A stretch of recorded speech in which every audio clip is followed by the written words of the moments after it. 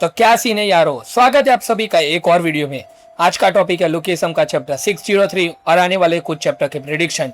और भाई सीधा बोलता हूँ, पीटीजे ने इस बार कुछ ऐसा किया है कि अगर हम सभी लोगों ने चैप्टर केयरफुली पढ़ा है तो पता है कि हर एक पैनल में एक नया सवाल खड़ा हो जाता है। तो आज कोई भी टाइम पास नहीं करते, सीधा लूट में घुसते हैं।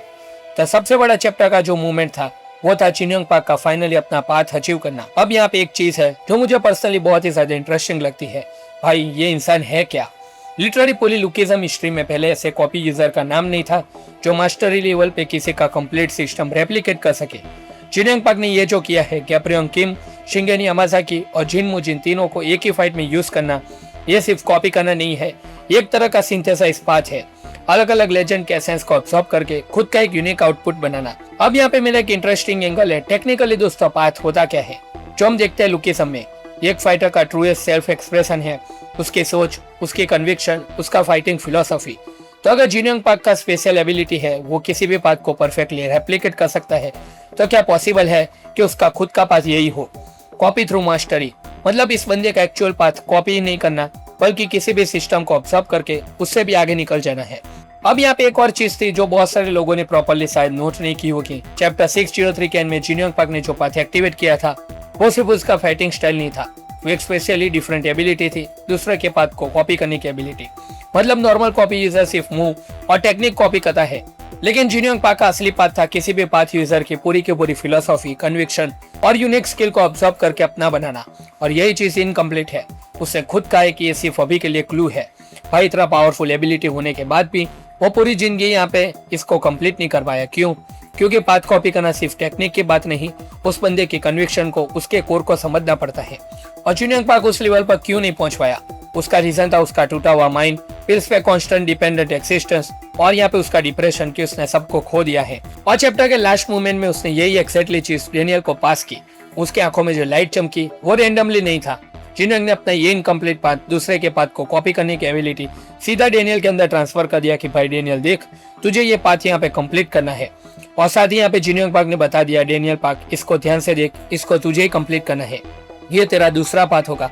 मतलब यहाँ पे डेनियल को उसने साफ साफ बता दिया, डेनियल तो पहले से कॉपी यूजर है, मूव और टेक्निक कॉपी करता है, अपने 5 सेंसेस से प्रेडिक्ट करता है, लेकिन अब जो यहाँ पे तुझे मैं देने वाला हूँ वो कम्प्लीटली अलग ही लेवल होने वाला है।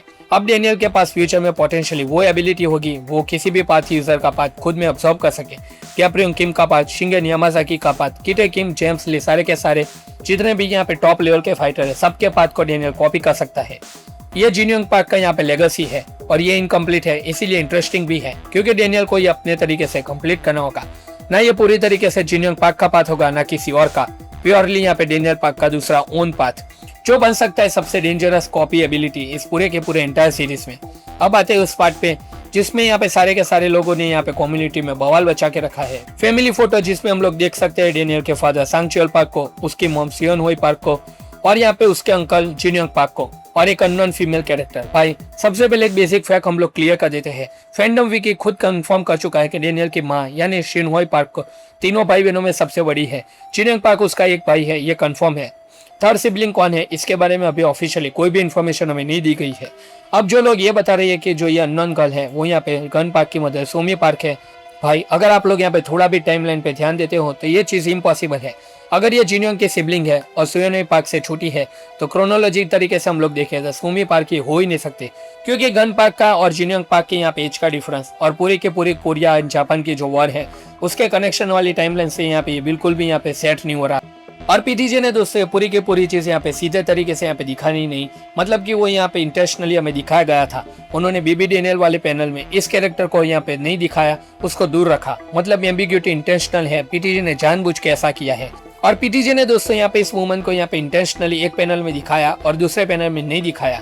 पीटीजे जानता था कि अगर यहाँ पे मैंने दिखा दिया तो यहाँ पे पूरे के पूरे तरीके से फैंस समझ जाएंगे कि ये सिबलिंग कौन है और इसका क्या कनेक्शन है। इसीलिए पीटीजे ने बेबी डेनियल वाले मूवमेंट के अंदर इस वुमन को यहाँ पे दूर रखा।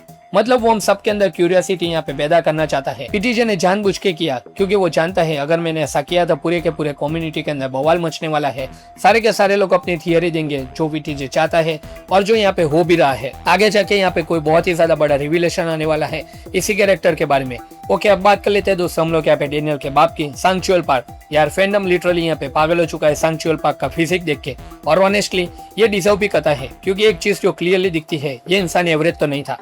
सांग-चुएल पार्क का प्रेजेंट फिश गैंग के एरा से यहाँ पे उसका कुछ तो बहुत ही बड़ा कनेक्शन होने वाला है। अब बहुत सारे लोगों ने ये चीज नोटिस की होगी कि जिन योंग पार्क ने खुद कहा था अपने ब्रेकडाउन मूवमेंट में कि उसको हमें बचाना चाहिए था। ये गिल्ट जिन योंग पार्क का सिर्फ इमोशनल मूवमेंट नहीं है, ये एक डायरेक्ट एडमिशन है कि डेनियल पार्क के फादर की डेथ में एक मेजर इंसिडेंट हुआ था जिसके लिए यहाँ पे जिन योंग पार्क खुद को जिम्मेदारी देता है।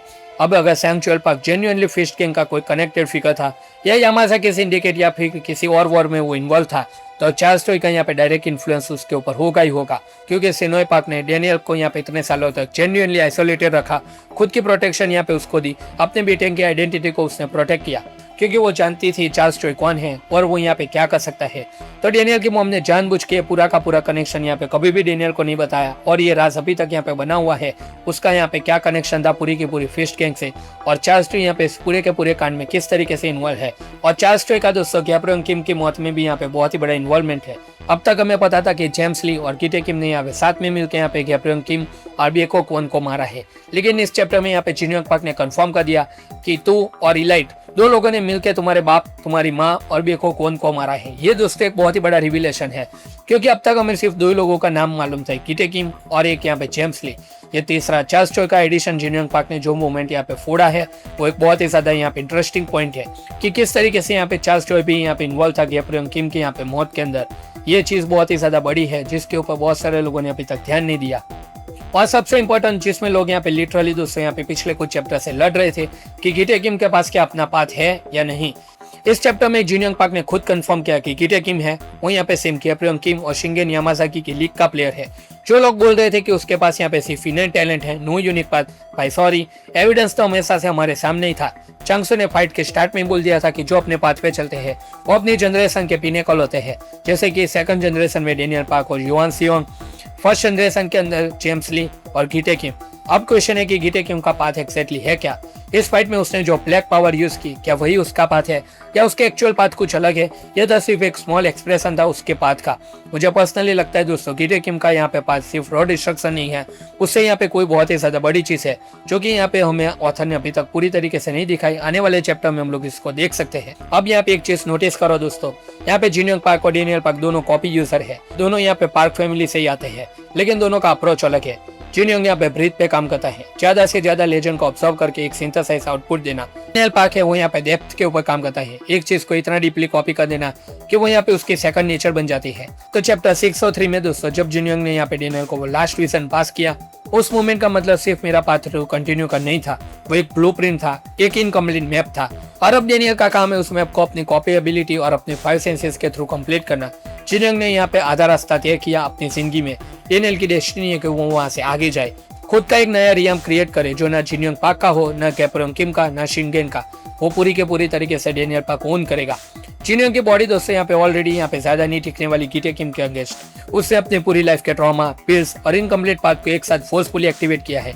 लोकेशन में जब भी कोई कैरेक्टर अपनी बॉडी के लिमिट को क्रॉस करता है, पीटीजे उसे यहाँ पे बचाता नहीं है।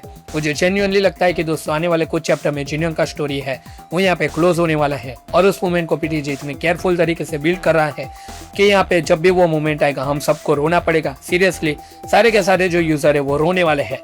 और अगर दोस्तों जिन योंग पार्क की डेथ हो जाती है तो डेनियल के ऊपर एक नया इमोशनल वेटेज जाएगा, जो कि गैब्रियल किम की डेथ के बाद सीरीज का सबसे बड़ा यहाँ पे मूवमेंट होने वाला है, क्योंकि ये सिर्फ एक फाइटर की डेथ नहीं होगी, एक अंकल का सेक्रीफाइस होगा उसके भांजे के लिए। वो बंदा जो यहाँ पे खुद टूट गया लेकिन अपने भांजे की जान को बचाने के लिए उसने यहाँ पे अपना सब कुछ दे दिया, आखिरकार अपना पाथ भी एक्टिवेट कर दिया जो इतने सालों तक वो नहीं कर पाया था। तो दोस्तों यही था ये पूरा का पूरा वीडियो। आई होप कि आप लोगों को ये एक्सप्लेनेशन अच्छा लगा होगा। अगर अच्छा लगा तो इस वीडियो को लाइक कर देना, चैनल को यहाँ पे सब्सक्राइब कर देना जितने भी नए यूजर है। और अगर दोस्तों यहाँ पे मेरी तरफ से कोई गलती हो गई हो तो प्लीज माफ कर देना, आप लोग कमेंट सेक्शन में उसको यहाँ पे सुधार सकते हैं। तो दोस्तों यही था पूरा का पूरा वीडियो। हम मिलते हैं आपसे अगले वीडियो के अंदर, तब तक के लिए गुड बाय।